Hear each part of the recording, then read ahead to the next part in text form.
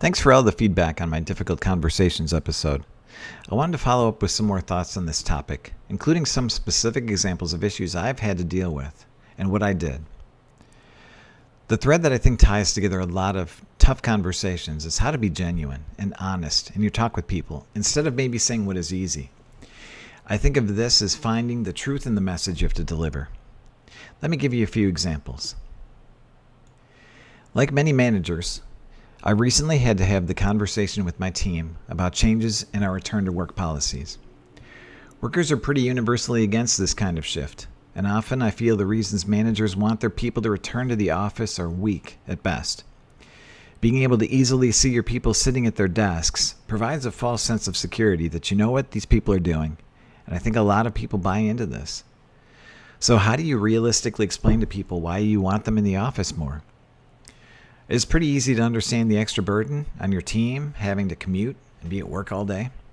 The challenge is being able to see why being at work matters, and more so, can your people trust that your motivation and the company's motivation is legitimate? I was lucky enough to be working for a company that really cared about people when I had to give this conversation to my team. Our culture really matters, and I was able to genuinely give them examples of how this culture has been good for all of them. Trying to build a culture in an extreme situation of all remote workers, for example, would clearly be hard. So it was easy to explain how the culture that they're benefiting from most of the time requires a bit of commitment from them as well. Our return to work policy was actually one of the least challenging that I'd heard of. So it was, again, not too hard to explain how this small adjustment would not be a heavy lift for them.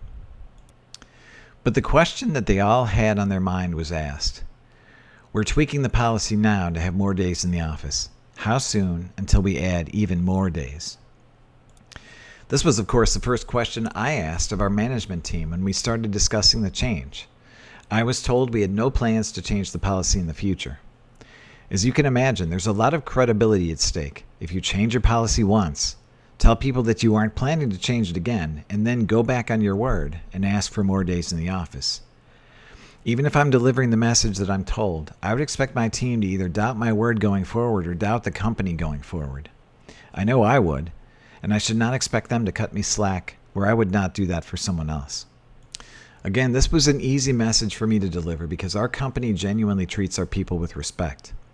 We've given our people lots of reasons to trust us, and I think when you can explain the give and take of having treated them well in the past, and now you need them to trust you, you've built up the credibility you need for people to believe you.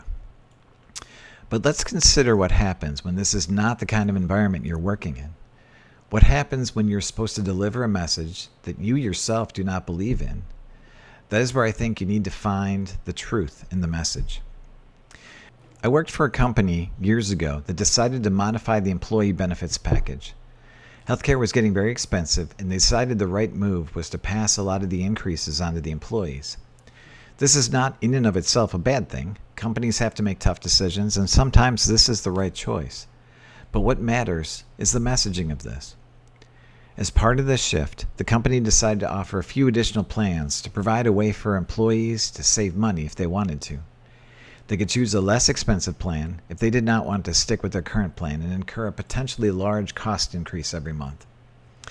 Maybe it was because of this change that the company thought they could wordsmith their message this way. They chose to communicate to the employees that they were expanding their benefits. I cannot think of a more insulting approach to this change than to try to spin the message as a good thing. What do you think you tell people when you basically lie to them like this? Do you think they won't realize? Do you think you will somehow soften the blow until they do realize? Do you think they may mistakenly believe that things were improved for others but not themselves? If you had a friend or family member and you were going to do something detrimental to them, and you decided to pretend it wasn't, what do you think is going to happen? Don't you think over time, as they realize what has happened, they're not only going to think, in addition to whatever the negative result was, they will also think that you're a liar. So you not only hurt them in some way, now you've also damaged a much more important part of your relationship, their trust in you. And like the situation in the company I worked for, extra money spent on benefits can be painful, but the much bigger deal is feeling like you can't trust the company anymore. Now, what if instead The company had set out a note saying that they felt bad about it, but due to the tough financial situation at the time, they were going to have to contribute less to employees' benefits. Maybe an additional message could be that they would look to rectify this in the future when the market improved, or maybe explain how people at higher levels in the organization were taking on a disproportionate amount of the burden. And I would only suggest these ideas if they were really true. As you can imagine, lying about your intentions in this way just lands you back in the same boat if you didn't mean it. I think the company that delivers the tough message, takes ownership, and doesn't try to sugarcoat the truth is going to end up a huge step ahead of the one that tries to spin this message. Sure, they might have a few people that don't like the change and decide to leave. But I think if you act with integrity and tell the story, you at least have the chance to keep your good people. When you lie, you're risking losing the people that would have been okay with paying a little more for benefits, but don't trust you anymore. We're talking a lot about the macrocosm of the whole organization, but this same thing is equally true about individuals that will be working for you. It's also true about your peers. It's also true about the people up the food chain from you. What happens when someone asks you your opinion, and you know they don't really want to hear what you have to say? You have a difficult choice to make. I had a new accounting system once that was behind schedule. We'd spent a lot of time focused on it, but a variety of factors had us taking longer than we'd hoped for. Our internal business customer had been very patient, and she'd been excellent to work with. Just when I thought things couldn't get worse, they did. A major client of ours requested an enhancement. They'd implemented a new invoicing system, and the way we had worked with them was not working anymore. We had lots of detailed invoices flowing back and forth between us daily, and they were our biggest client. The accounting system had to be put on the back burner while we fixed our integration with the client. I thought a lot about how to approach our accounting person. I knew she would be upset, and rightly so. Not only were we weeks past when we thought we'd have the new system to her, we were looking at delaying probably 6 more weeks before we could even pick it up again, and I didn't even know exactly how much longer it would take to deliver the application. How did I want to lead off this conversation? Should I tell her, well, your system has been viewed as less important than our biggest client, so we have to wait on your stuff. Sorry, but I'm sure you don't want to upset our biggest client, do you? That actually would not have occurred to me. I didn't want to minimize her frustration. I didn't want to pretend that I hadn't, to some extent, failed to deliver for her already. I didn't want to try to tell her that she should be happy we were pausing on the project, because all of that would have been untrue. But more importantly, it would have been insulting. So I just told her how it was. I'm really sorry about this, I told her. I told you we expected to have your system out weeks ago, and we're already behind.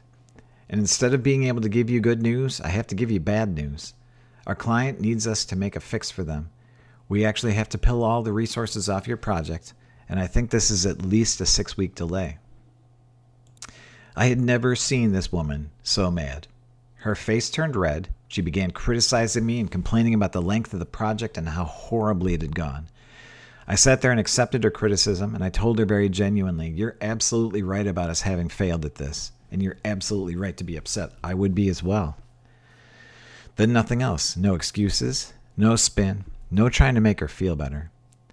I was just completely honest, and I gave her the right to be mad, which in my opinion was the least I could do. And then something very strange happened. After maybe 10 minutes of frustration and anger from her, she started to calm down.